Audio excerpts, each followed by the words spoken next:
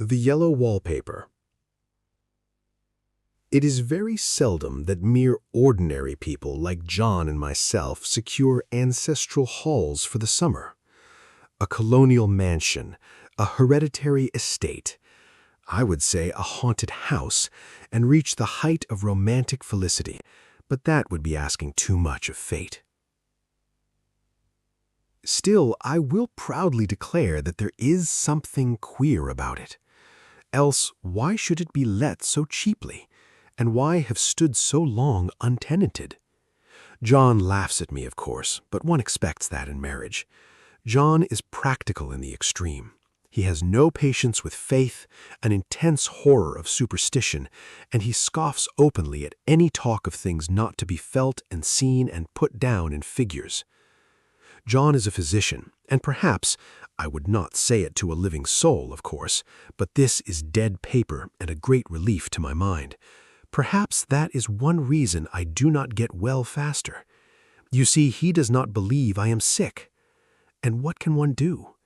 If a physician of high standing and one's own husband assures friends and relatives that there is really nothing the matter with one but temporary nervous depression, a slight hysterical tendency, what is one to do? My brother is also a physician and also of high standing, and he says the same thing. So I take phosphates or phosphites, whichever it is, and tonics, and journeys, and air, and exercise, and am absolutely forbidden to work until I am well again. Personally, I disagree with their ideas.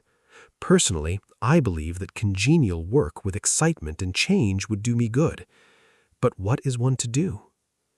I did write for a while in spite of them, but it does exhaust me a good deal, having to be so sly about it or else meet with heavy opposition. I sometimes fancy that in my condition, if I had less opposition and more society and stimulus, but John says the very worst thing I can do is to think about my condition, and I confess it always makes me feel bad. So I will let it alone and talk about the house. The most beautiful place. It is quite alone, standing well back from the road, quite 3 miles from the village. It makes me think of English places that you read about, for there are hedges and walls and gates that lock and lots of separate little houses for the gardeners and people. There is a delicious garden. I never saw such a garden. Large and shady, full of box-bordered paths and lined with long grape-covered arbors with seats under them. There were greenhouses too, but they are all broken now. There was some legal trouble, I believe. Something about the heirs and co-heirs. Anyhow, the place has been empty for years. That spoils my ghostliness, I'm afraid, but I don't care. There's something strange about the house, I can feel it. I even said so to John one moonlight evening, but he said what I felt was a draught and shut the window. I get unreasonably angry with John sometimes. I'm sure I never used to be so sensitive. I think it is due to this nervous condition. But John says if I feel so, I shall neglect proper self-control, so I take pains to control myself, before him at least, and that makes me very tired. I don't like our room a bit. I wanted one downstairs that opened on the piazza and had roses all over the window and such pretty old-fashioned chintz hangings, but John would not hear of it. He said there was only one window and not room for 2 beds, and no near room for him if he took another. He is very careful and loving, and hardly lets me stir without special direction. I have a scheduled prescription for each hour in the day. He takes all care from me, and so I feel basely ungrateful not to value it more. He said we came here solely on my account, that I was to have perfect rest and all the air I could get. Your exercise depends on your strength, my dear, said he, and your food somewhat on your appetite, but air you can absorb all the time. So we took the nursery at the top of the house. It's a big, airy room, the whole floor nearly, with windows that look all ways and air and sunshine galore. It was nursery first, and then playground and gymnasium, I should judge, for the windows are barred for little children, and there are rings and things in the walls. The paint and paper look as if a boys' school had used it. It is stripped off, the paper, in great patches all around the head of my bed, about as far as I can reach, and in a great place on the other side of the room low down. I never saw a worse paper in my life. One of those sprawling, flamboyant patterns committing every artistic sin. It is dull enough to confuse the eye in following, pronounced enough to constantly irritate and provoke study. And when you follow the lame, uncertain curves for a little distance, they suddenly commit suicide, plunge off at outrageous angles, destroy themselves in unheard-of contradictions. The color is repellent, almost revolting, a smoldering, unclean yellow, strangely faded by the slow-turning sunlight. It's a dull yet lurid orange in some places, a sickly sulfur tint in others. No wonder the children hated it. I should hate it myself if I had to live in this room long. There comes John, and I must put this away. He hates it when I write a word. We have been here 2 weeks, and I haven't felt like writing before since that first day. I am sitting by the window now, up in this atrocious nursery, and there is nothing to hinder my writing as much as I please, save lack of strength. John is away all day, and even some nights when his cases are serious. I am glad my case is not serious, but these nervous troubles are dreadfully depressing. John does not know how much I really suffer. He knows there is no reason to suffer, and that satisfies him. Of course, it is only nervousness. It does weigh on me so not to do my duty in any way. I meant to be such a help to John, such a real rest and comfort, and here I am a comparative burden already. Nobody would believe what an effort it is to do what little I am able, to dress and entertain and order things. It is fortunate Mary is so good with the baby, such a dear baby. And yet I cannot be with him. It makes me so nervous. I suppose John never was nervous in his life. He laughs at me so about this wallpaper. At first he meant to repaper the room, but afterwards he said that I was letting it get the better of me, and that nothing was worse for a nervous patient than to give way to such fancies. He said that after the wallpaper was changed, it would be the heavy bedstead, and then the barred windows, and then that gate at the head of the stairs, and so on. You know the place is doing you good, he said, and really, dear, I don't care to renovate the house just for a 3 months' rental. Then do let us go downstairs, I said. There are such pretty rooms there. Then he took me in his arms and called me a blessed little goose, and said he would go down cellar if I wished, and have it whitewashed into the bargain. But he is right enough about the beds and windows and things. It is as airy and comfortable a room as anyone need wish, and of course I would not be so silly as to make him uncomfortable just for a whim. I'm really getting quite fond of the big room, all but that horrid paper. Out one window I can see the garden, those mysterious deep-shaded arbors, the riotous old-fashioned flowers and bushes and gnarly trees. Out of another I get a lovely view of the bay and a little private wharf belonging to the estate. There is a beautiful shaded lane that runs down there from the house. I always fancy I see people walking in these numerous paths and arbors, but John has cautioned me not to give way to fancy in the least. He says that with my imaginative power and habit of story-making, a nervous weakness like mine is sure to lead to all manner of excited fancies, and that I ought to use my will and good sense to check the tendency. So I try. I think sometimes that if I were only well enough to write a little, it would relieve the press of ideas and rest me. But I find I get pretty tired when I try. It is so discouraging not to have any advice and companionship about my work.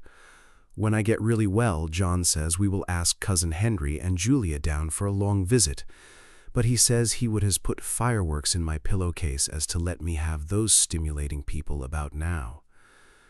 I wish I could get well faster, but I must not think about that. This paper looks to me as if it knew what a vicious influence it had. There is a recurrent spot where the pattern lolls like a broken neck and 2 bulbous eyes stare at you upside down. I get positively angry with the impertinence of it and the everlastingness. Up and down and sideways they crawl, and those absurd unblinking eyes are everywhere. There is one place where two breaths didn't match, and the eyes go all up and down the line, one a little higher than the other. I never saw so much expression in an inanimate thing before, and we all know how much expression they have. I used to lie awake as a child and get more entertainment and terror out of blank walls and plain furniture than most children could find in a toy store. I remember what a kindly wink the knobs of our big old bureau used to have, and there was one chair that always seemed like a strong friend. I used to feel that if any of the other things looked too fierce, I could always hop into that chair and be safe. The furniture in this room is no worse than inharmonious, however, for we had to bring it all from downstairs. I suppose when this was used as a playroom, they had to take the nursery things out, and no wonder. I never saw such ravages as the children have made here. The wallpaper, as I said before, is torn off in spots, and it sticketh closer than a brother. They must have had perseverance as well as hatred. Then the floor is scratched and gouged and splintered, the plaster itself is dug out here and there, and this great heavy bed, which is all we found in the room, looks like it has been through the wars. But I don't mind it a bit, only the paper. There comes John's sister. Such a dear girl as she is, and so careful of me. I must not let her find me writing. She is a perfect and enthusiastic housekeeper, and hopes for no better profession. I verily believe it is the writing that made me sick. But I can write when she is out, and see her a long way from these windows. There is one that commands the road, a lovely shaded, winding road, and one that just looks off over the country. A lovely country, too, full of great elms and velvet meadows. This wallpaper has a kind of sub-pattern in a different shade, a particularly irritating one, for you can only see it in certain lights, and not clearly then. But in the places where it isn't faded, and where the sun is just so, I can see a strange, provoking, formless sort of figure that seems to sulk about behind that silly and conspicuous front design. There's Sister on the stairs. Well, the 4th of July is over. The people are gone, and I am tired out. John thought it might do me good to see a little company, so we just had Mother and Nellie and the children down for a week. Of course, I didn't do a thing. Jenny sees to everything now. But it tired me all the same. John says if I don't pick up faster, he shall send me to Weir Mitchell in the fall. But I don't want to go there at all. I had a friend who was in his hands once, and she says he is just like John and my brother, only more so. Besides, it is such an undertaking to go so far. I don't feel as if it was worthwhile to turn my hand over for anything, and I'm getting dreadfully fretful and querulous. I cry at nothing, and cry most of the time. Of course, I don't when John is here or anybody else, but when I am alone. And I am alone a good deal just now. John is kept in town very often by serious cases, and Jenny is good and lets me alone when I want her to. So I walk a little in the garden or down that lovely lane, sit on the porch under the roses, and lie down up here a good deal. I'm getting really fond of the room in spite of the wallpaper. Perhaps because of the wallpaper. It dwells in my mind so. I lie here on this great immovable bed. It is nailed down, I believe, and follow that pattern about by the hour. It is as good as gymnastics, I assure you. I start, we'll say, at the bottom, down in the corner over there where it has not been touched, and I determine for the 1000th time that I will follow that pointless pattern to some sort of a conclusion. I know a little of the principle of design, and I know this thing was not arranged on any laws of radiation or alternation or repetition or symmetry or anything else that I ever heard of. It is repeated, of course, by the breadths, but not otherwise. Looked at in one way, each breadth stands alone. The bloated curves and flourishes, a kind of debased Romanesque with delirium tremens, go waddling up and down in isolated columns of fatuity.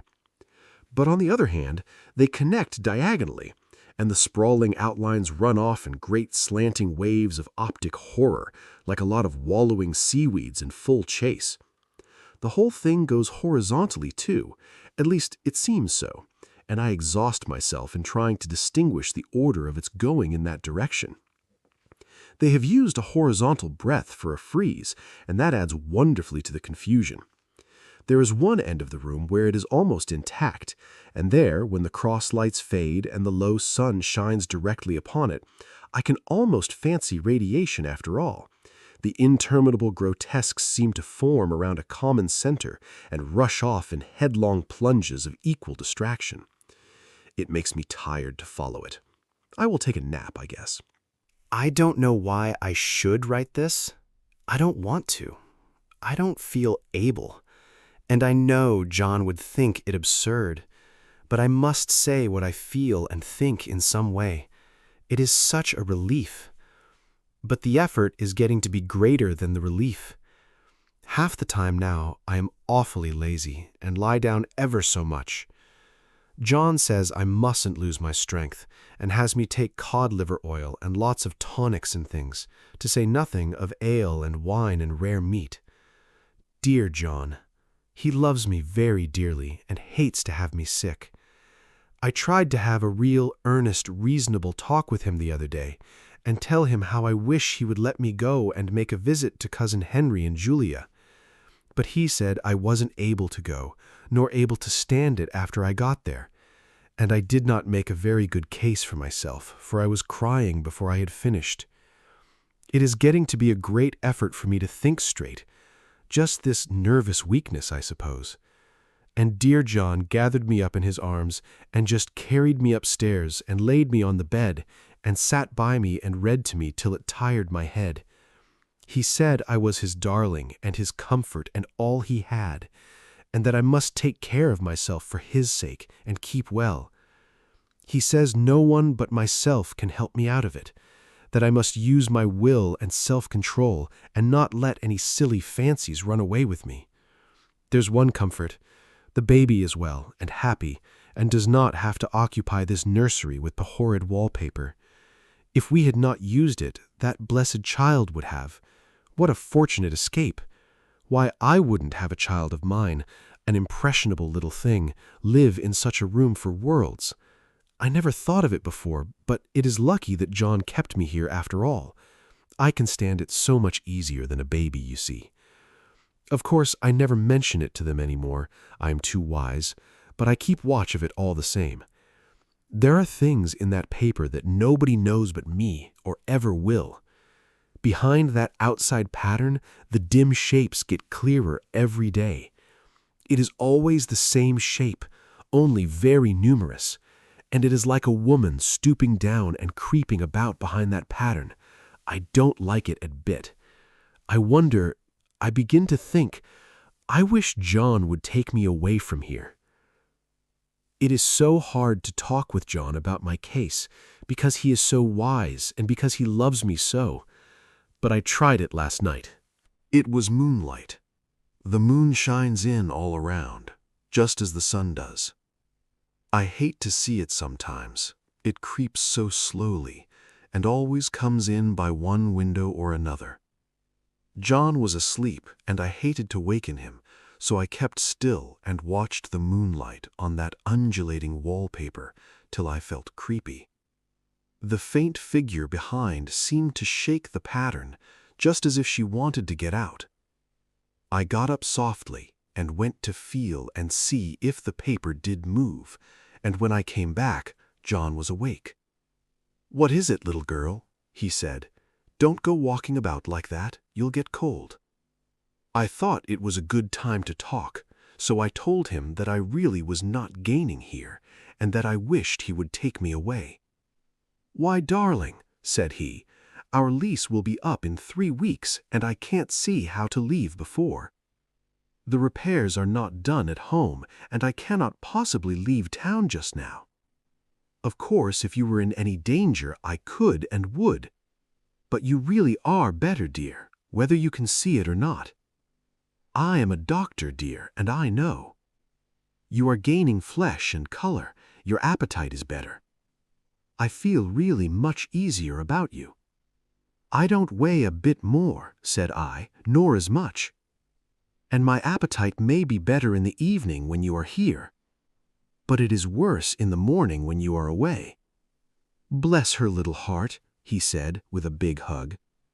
"She shall be as sick as she pleases, but now let's improve the shining hours by going to sleep, and talk about it in the morning." "And you won't go away?" I asked gloomily. "Why, how can I, dear? It is only 3 weeks more, and then we will take a nice little trip of a few days while Jenny is getting the house ready. Really, dear, you are better." "Better in body, perhaps," I began, and stopped short. For he sat up straight and looked at me with such a stern, reproachful look that I could not say another word. "My darling," he said, "I beg of you, for my sake and for our child's sake as well as for your own, that you will never for one instant let that idea enter your mind. It is a false and foolish fancy. Can you not trust me as a physician when I tell you so?" So, of course, I said no more on that score, and we went to sleep before long. He thought I was asleep first, but I wasn't. I lay there for hours trying to decide whether that front pattern and the back pattern really did move together or separately. On a pattern like this, by daylight, there is a lack of sequence, a defiance of law that is a constant irritant to a normal mind. The color is hideous enough and unreliable enough and infuriating enough, but the pattern is torturing. You think you have mastered it, but just as you get well underway in following, it turns a back somersault, and there you are. It slaps you in the face, knocks you down, and tramples upon you. It is like a bad dream. The outside pattern is a florid arabesque, reminding one of a fungus. If you can imagine a toadstool in joints, an interminable string of toadstools budding and sprouting in endless convolutions, why, that is something like it. That is, sometimes. There is one marked peculiarity about this paper, a thing nobody seems to notice but myself, and that is that it changes as the light changes. When the sun shoots in through the east window, I always watch for that first long, straight ray. It changes so quickly that I never can quite believe it. That is why I watch it always. By moonlight, the moon shines in all night when there is a moon, I wouldn't know it was the same paper. At night, in any kind of light, in twilight, candlelight, lamplight, and worst of all by moonlight, it becomes bars. The outside pattern, I mean, and the woman behind it is as plain as can be. I didn't realize for a long time what the thing was that showed behind, that dim sub-pattern, but now I am quite sure it is a woman. By daylight she is subdued, quiet. I fancy it is the pattern that keeps her so still. It is so puzzling. It keeps me quiet by the hour. I lie down ever so much now. John says it is good for me, and to sleep all I can. Indeed, he started the habit by making me lie down for an hour after each meal. It is a very bad habit, I am convinced, for, you see, I don't sleep, and that cultivates deceit, for I don't tell them I'm awake. Oh, no. The fact is, I am getting a little afraid of John. He seems very queer sometimes, and even Jenny has an inexplicable look. It strikes me occasionally, just as a scientific hypothesis, that perhaps it is the paper. I have watched John when he did not know I was looking and come into the room suddenly on the most innocent excuses, and I've caught him several times looking at the paper, and Jenny too. I caught Jenny with her hand on it once. She didn't know I was in the room, and when I asked her in a very quiet voice, with the most restrained manner possible, what she was doing with the paper, she turned around as if she had been caught stealing and looked quite angry, asked me why I should frighten her so. Then she said that the paper stained everything it touched, that she had found yellow smooches on all my clothes and John's, and she wished we would be more careful. Did not that sound innocent? But I know she was studying that pattern, and I am determined that nobody shall find it out but myself. Life is very much more exciting now than it used to be. You see, I have something more to expect, to look forward to watch. I really do eat better and am more quiet than I was. John is so pleased to see me improve. He laughed a little the other day and said I seemed to be flourishing in spite of my wallpaper. I turned it off with a laugh. I had no intention of telling him it was because of the wallpaper. He would make fun of me. He might even want to take me away. I don't want to leave now until I have found it out. There is a week more, and I think that will be enough. I'm feeling ever so much better. I don't sleep much at night, for it is so interesting to watch developments, but I sleep a good deal in the daytime. In the daytime, it is tiresome and perplexing. There are always new shoots on the fungus and new shades of yellow all over it. I cannot keep count of them, though I have tried conscientiously. It is the strangest yellow, that wallpaper. It makes me think of all the yellow things I ever saw. Not beautiful ones like buttercups, but old, foul, bad yellow things. But there is something else about that paper, the smell. I noticed it the moment we came into the room, but with so much air and sun it was not bad. Now we have had a week of fog and rain, and whether the windows are open or not, the smell is here. It creeps all over the house. I find it hovering in the dining room, skulking in the parlor, hiding in the hall, lying in wait for me on the stairs. It gets into my hair. Even when I go to ride, if I turn my head suddenly and surprise it, there is that smell. Such a peculiar odor, too. I have spent hours in trying to analyze it, to find what it smelled like. It is not bad at first, and very gentle, but quite the subtlest, most enduring odor I ever met. In this damp weather it is awful. I wake up in the night and find it hanging over me. It used to disturb me at first. I thought seriously of burning the house to reach the smell. But now I am used to it.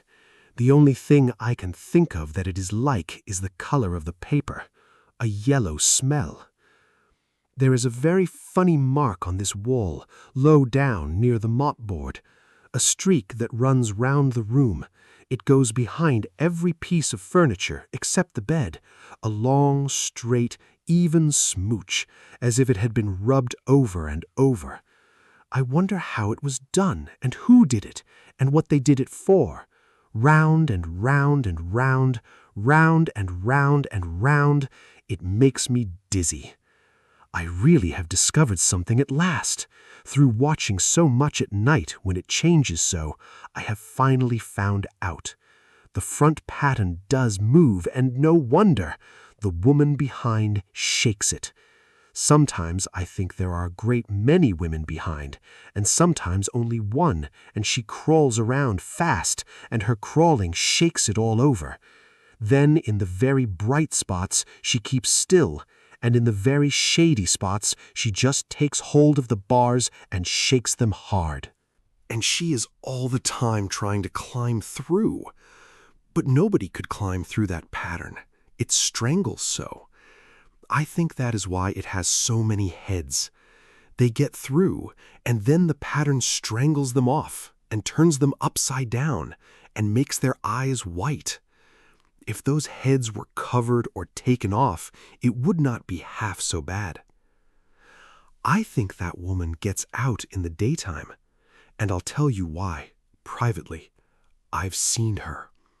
I can see her out of every one of my windows. It is the same woman, I know, for she is always creeping, and most women do not creep by daylight. I see her on that long shaded lane, creeping up and down. I see her in those dark grape arbors, creeping all around the garden. I see her on that long road under the trees, creeping along, and when a carriage comes, she hides under the blackberry vines. I don't blame her a bit.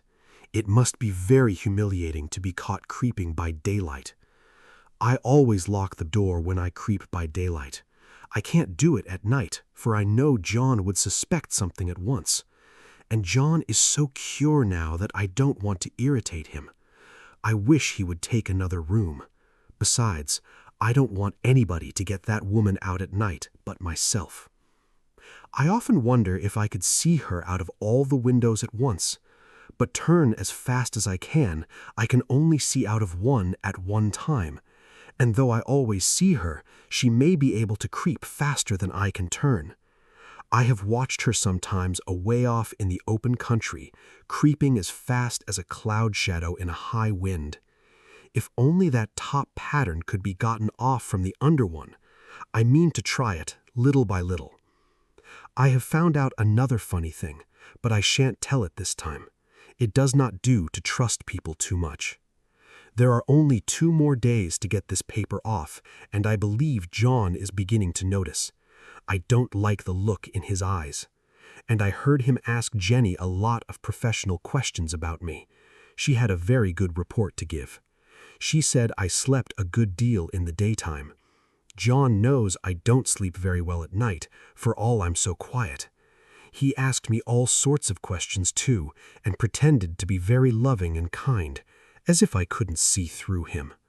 Still, I don't wonder he acts so, sleeping under this paper for 3 months. It only interests me, but I feel sure John and Jenny are secretly affected by it. Hurrah! This is the last day, but it is enough. John is to stay in town overnight and won't be out until this evening. Jenny wanted to sleep with me, the sly thing, but I told her I should undoubtedly rest better for a night all alone. That was clever, for really I wasn't alone a bit. As soon as it was moonlight and that poor thing began to crawl and shake the pattern, I got up and ran to help her. I pulled and she shook. I shook and she pulled, and before morning we had peeled off yards of that paper. A strip about as high as my head and half around the room. And then when the sun came and that awful pattern began to laugh at me, I declared I would finish it today. We go away tomorrow, and they're moving all my furniture down again to leave things as they were before. Jenny looked at the wall in amazement, but I told her merrily that I did it out of pure spite at the vicious thing. She laughed and said she wouldn't mind doing it herself, but I must not get tired. How she betrayed herself that time. But I'm here, and no person touches this paper but me, not alive. She tried to get me out of the room. It was too patent, but I said it was so quiet and empty and clean now that I believed I would lie down again and sleep all I could, and not to wake me even for dinner. I would call when I woke. So now she's gone, and the servants are gone, and the things are gone, and there is nothing left but that great bedstead nailed down with the canvas mattress we found on it. We shall sleep downstairs tonight and take the boat home tomorrow. I quite enjoy the room now it is bare again. How those children did tear about here. This bedstead is fairly gnawed. But I must get to work. I have locked the door and thrown the key down into the front path. I don't want to go out, and I don't want to have anybody come in till John comes. I want to astonish him. I've got a rope up here that even Jenny did not find. If that woman does get out and tries to get away, I can tie her. But I forgot I could not reach far without anything to stand on. This bed will not move. I tried to lift and push it until I was lame, and then I got so angry I bit off a little piece at one corner, but it hurt my teeth. Then I peeled off all the paper I could reach standing on the floor. It sticks horribly, and the pattern just enjoys it. All those strangled heads and bulbous eyes and waddling fungus growths just shriek with derision.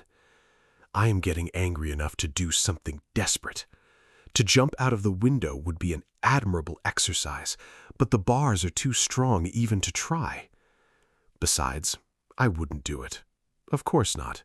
I know well enough that a step like that is improper and might be misconstrued. I don't like to look out of the windows even. There are so many of those creeping women, and they creep so fast. I wonder if they all come out of that wallpaper as I did. But I am securely fastened now by my well-hidden rope.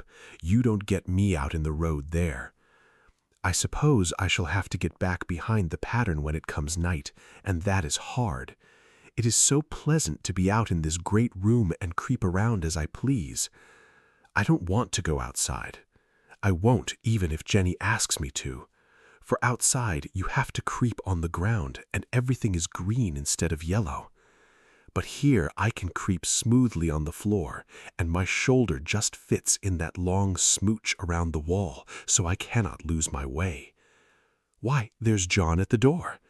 It is no use, young man, you can't open it. How he does call and pound. Now he's crying for an axe.